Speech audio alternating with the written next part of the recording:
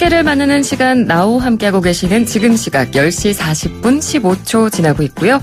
문화를 통해 뉴스를 읽어보는 시간입니다. 세계의 문화살롱. 오늘도 김민아 칼럼니스트와 함께합니다. 어서 오세요. 안녕하세요. 네, 오늘은 저희 어떤 이야기 해볼까요?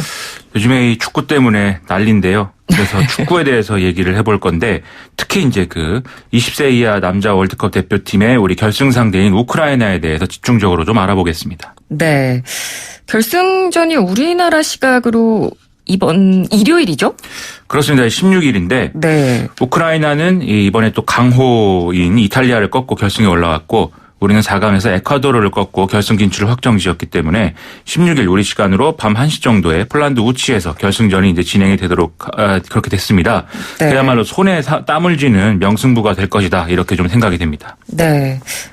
칼럼니스트님은 축구 좋아하시나요? 축구를 제가 뭐 좋아하지는 않는데요.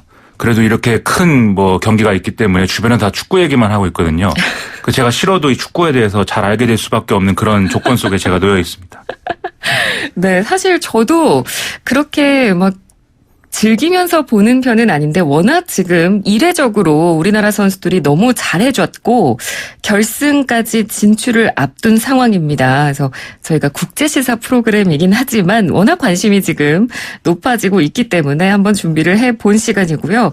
이 우크라이나라는 나라에 대해서도 사실 잘 모르거든요. 그러니까 이번 대회에서 우리나라도 그렇지만 우크라이나가 그야말로 뭐 돌풍을 일으킨 나라라면서요.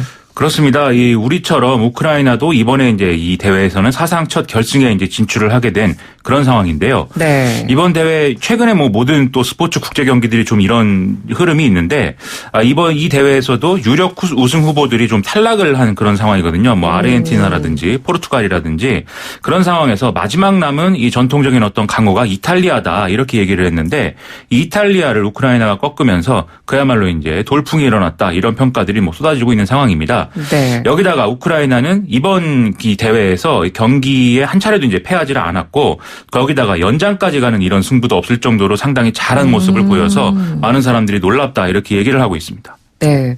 그럼 이런 우크라이나의 돌풍 비결은 뭐라고 분석이 되고 있나요? 일단 우크라이나의 축구는 뭐 동유럽 특유의 이런 체력과 조직력을 바탕으로 하고 있는데요. 특히 거친 수비 방식 이런 것들을 좀 잘 활용하면서 그 거친 수비를 계속 유지를 하면서 역습을 해서 이렇게 좀 하는 경기 스타일이 특징입니다. 네. 그래서 이런 스타일이기 때문에 이번 대회에서 총 10개 이상의 경고를 받을 정도로 상당히 좀 거친 모습을 계속 보여줬는데요. 또 지금까지 우크라이나가 넣은 골이 이제 10개인데 이 10개의 골을 또 3명의 선수가 전부 기록했다. 이것도 이 돌풍과 관련해서는 눈여겨볼 지점입니다. 네. 그래서 이 어떤 선수가 골을 넣었는지를 보면은요. 다닐로 시칸이라는 선수가 4골을 넣었고요. 그다음에 세리 블레차라는 선수, 이 선수가 상당히 그 주목받는 선수인데 이 선수도 3골을 넣었고요. 또 수비수인 데니스 포포프 선수도 헤딩으로 3골을 넣은 그런 상황이라는 것이죠. 여기다가 이렇게 좀 골을 넣은 선수들도 있지만 지난해 레알 마드리드와 6년 계약을 맺은 골키퍼인 안드리 루닌 선수, 이 선수도 우크라이나의 돌풍 비결을 말할 때 지금 빼놓을 수 없는 선수다 이렇게 얘기를 하고 있는데요. 즉 이 선수들이 이번 우크라이나 돌풍의 어떤 핵심이다 이렇게 좀 볼 수가 있겠습니다. 네, 주목되는 우크라이나 선수들이 몇 명이 있는데 이 중에 이 우리나라와의 결승전에 못 나오는 선수가 있더라고요. 그렇습니다. 방금 말씀드린 이 포포프 선수인데요. 네. 이 선수는 186cm의 장신의 키이기 때문에 문전 앞에서 이제 공중볼 경합에서 상당히 그 좋은 능력을 발휘하는 그런 선수입니다. 그래서 자기들이 이제 수비를 할 때 이 문전 앞을 지키고 있을 때 공중에서 볼을 걷어내는 이런 플레이, 좋은 플레이를 많이 보여줬다고 하는데요. 그래서 우크라이나의 어떤 좋은 공수 밸런스를 책임지는 그야말로 이제 수비 라인의 중심이다 이렇게 말할 만한 선수라는 것이죠. 네. 그런데 바로 전에 이탈리아전에서 옐로우 카드를 2개를 받고 퇴장을 당해서 좀 결승전에 못 나오는 상황이 된 것이거든요. 어쨌든 그래서 우리로서는 뭐 이 포포프 선수 본인의 입장에서는 좀 안 된 일이지만 우리로서는 이 점이 좀 우리에게 유리한 어떤 점으로 작용할 수가 있다 이렇게 좀 기대를 가져볼 만하고요. 그렇지만 또 물론 앞서 말씀드린 선수 중에 다른 2 선수가 또 결코 만만한 상대들이 아닌 것에 더해서 이번이 어쨌든 결승이 마지막이기 때문에 우크라이나의 방금 말씀드린 어떤 거친 수비 이런 것들이 상당히 정점에 이르는 그런 상황이 될 것 같거든요. 네. 그래서 좀 여러모로 조심하면서 또 우리가 적정한 이 전술들을 사용해야 될 것 같습니다. 네. 그러면 이번 대회 말고 우크라이나의 평소 축구 실력은 어떤지 궁금합니다. 이 대회에서 우크라이나가 거둔 역대 최고 성적은 이제 16강에 간 거였다고 하고요. 네. 그다음에 이거 말고 이제 월드컵 대표팀의 경우에는 2006년에 8강을 달성했던 게 이제 가장 또 좋은 성적이었다고 합니다. 그런데 이제 지난 3월 달에 평가전에서 우리나라가 또 1대0으로 우크라이나에 졌기 때문에 좀 우리로서는 좀 우리 요즘 상황에서는 밀리는 거 아니냐 이런 걱정을 또 할 수도 있는 그런 대목이 있는데요. 네. 이 우크라이나 축구 대표팀의 역사를 살펴보면 또 좀 기구하달까요? 여러 가지 부침이 있었습니다. 네. 우크라이나 축구 대표팀은 1925년부터 사실은 존재했는데 이후에 이제 그 소련에 합류하게 되면서 소련의 축구 국가 대표팀으로 활동을 하게 되었던 것이죠. 그런데 뭐 아시다시피 1991년에 소련이 붕괴하지 않습니까? 네. 그때 이제 우크라이나 축구 대표팀이 다시 독립을 하게 된 것이죠. 하지만 그 이후에 어떤 우크라이나 대표팀이 좀 결정적인 활약을 보여준다든지 이런 것들은 못하고 있었는데 방금 말씀드린 2006년 월드컵 8강 진출 이것 때문에 또 우크라이나 대표팀이 상당히 주목을 받는 그런 상황이었습니다. 네. 그럼 우크라이나 출신으로 유명한 선수들은 누가 있을까요? 이번에 이제 20세 이하 팀 감독인 안드리 세브첸코가 우크라이나의 전설적인 축구 선수 출신이다라고 하는데요. 이 안드리 세브첸코는 이탈리아의 AC 밀란에서 활약을 하면서 2004년에 발롱도르상을 수상을 한 바도 있고요. 2012년에 선수로서는 공식 은퇴를 선언을 하고 이렇게 좀 지도자의 길을 걷게 됐다. 이렇게 좀 알려져 있습니다. 네. 그 외에도 뭐 유명한 선수로는 아나톨리 티모슈크, 세르이 레브로프 등의 어떤 선수들이 쭉 있다고 하는데요. 또 우크라이나 출신이면서도 좀 우크라이나 대표팀에 합류하지 않고 소련 축구 국가대표팀의 어떤 후계자라고 볼 수 있는 러시아 축구 국가대표팀을 택한 그런 선수들의 경우도 있습니다. 네. 그런데 이런 선수들 중에도 상당히 훌륭한 선수들이 많다고 하고요. 뭐 안드레이 칸체스키스 등등의 어떤 선수들이 뭐 대표적인 사례이다라고들 많이 평가를 하는 것 같습니다. 네, 뭐 역사적인 배경이 작용을 한 것으로 보입니다. 우크라이나 사람들이 러시아에 대해서 갖는 감정, 그런 게 좀 특별하다는 게 드러나는 대목이네요. 그렇죠. 아무래도 방금 말씀드렸듯이 과거에 이제 소련의 일부였기 때문에 네. 우크라이나 사람들 중에서도 좀 연령대가 높은 사람들의 경우에는 그러니까 소련의 일부였던 시절에 좀 좋았다 이렇게 추억하는 경우가 있다고 하고요. 예. 반면 젊은 사람들의 경우에는 우리 러시아가 아니다. 우리는 유럽의 일부이고 싶다. 이런 마음을 갖는 경우가 많아서 사실은 뒤에도 말씀드리겠지만 우크라이나 내의 어떤 갈등의 어떤 요인이기도 하거든요. 그런 점들이 사실은 또 이런 축구 팀 뭐 이런 것에도 영향을 미치고 있는 것이죠. 네. 재미있는 것은 2012년에 폴란드와 우크라이나가 공동 주최한 유럽 축구 선수권 대회에서 우크라이나 사람 가운데 23%에 달하는 응답자가 러시아 팀을 응원을 하겠다. 이렇게 답한 기록이 있는데요. 네. 그런데 2014년 브라질 월드컵에서는 러시아 대표팀을 응원하는 우크라이나인은 응답자의 5%만이 있다라는 이제 조사 결과가 발표가 돼서 또 화제인 적도 있습니다. 그러니까 뭐 경기는 다르지만 2012년, 2014년 하면 사실 불과 2년밖에는 시간적으로는 차이가 나지 않는 건데 그러면 이렇게 응답하는 방향이 달라진 게 어디서 비롯된 건가요? 이것은 이제 2014년 3월에 러시아의 어떤 크림반도 병합 이런 것들이 실시가 되면서 아무래도 러시아에 대한 어떤 적대감이 이제 확대된 걸로 그렇게 봐야 되겠는데요. 네네. 그다음에 방금 말씀드렸듯이 우리가 과거에 러시아와 뭐 이 친한 사이였다 이렇게 믿는 사람들이 주로 우크라이나 동부에 많이 모여 살고 있거든요. 네. 아무래도 그쪽이 러시아랑 붙어 있으니까요.